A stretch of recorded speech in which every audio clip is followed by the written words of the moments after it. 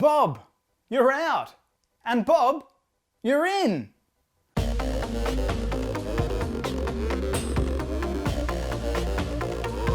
Hello and welcome to Media Academy Online's Entertainment News, the show that gives you all your entertainment news weekly.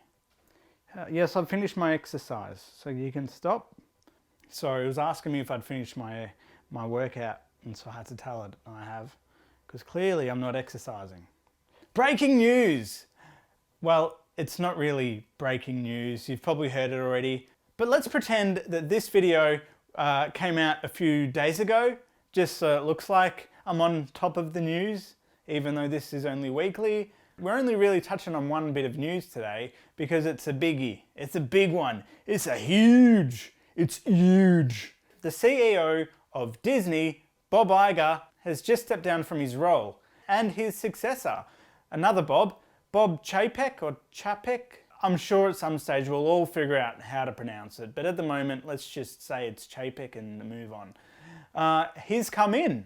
He was the chair of the Parks Department, and now he's come in to be the CEO of all of Disney.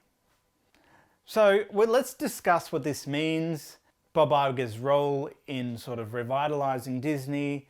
So if you don't know the story of Bob Iger, he was the CEO of Disney for 15 years. And in his reign, he's done a number of groundbreaking things. Let's rewind the clock and run through exactly what he's done first. First of all, he was in charge of the acquisition of Pixar.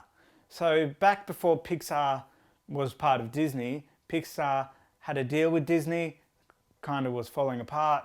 So Bob Iger came in and sort of sorted things out and said, yo, we're gonna buy you, we're gonna own your ass. And he's also credited for the acquisition of Marvel. It doesn't stop there. Star Wars, throw that in there too.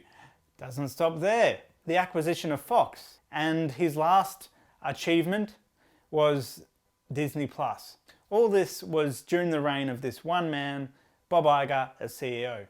He's really been credited on par with people like Steve Jobs. People have really shaped an industry, and he's really created a juggernaut of a studio, and it doesn't look like it will be beaten anytime soon.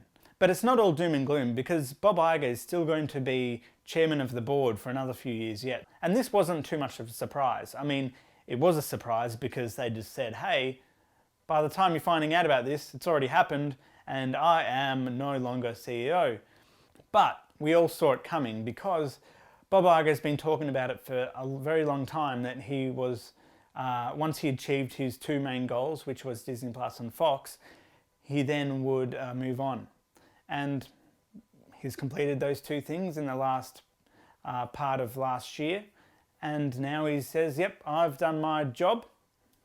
Now it's time for someone else to be in charge of all the operations. And then Bob Iger will still do his thing as the boss, but he's not in charge of the day-to-day operations. So he'll be still sticking around and working full time, apparently. So he'll still be involved. And I'm sure this new successor, Bob Chapek, will do a great job. So anyway, that's the story. I've been doing a lot of talking. It's different because normally it's very quick stories. If you like these larger stories, I can dive into them a bit more. Anyway, so let's finish up there. That's happened. Disney is no longer Bob Iger's Disney. It's now Bob Chapek's Disney. A new world, a new venture into the unknown, which I'm sure it'll still stay pretty much the same. But you never know. Maybe we'll go and buy Universal. Who knows? Anyway, we've finished there, so make sure you do me a solid and like, subscribe and ring that bell and be awesome. I'll just keep saying that one from now on. What do you think this means for Disney? Do you think this new person in charge is going to do well? Or do you think, the golden days of Disney, well, the third golden day of Disney, do you think it's over? Anyway, we'll see what happens.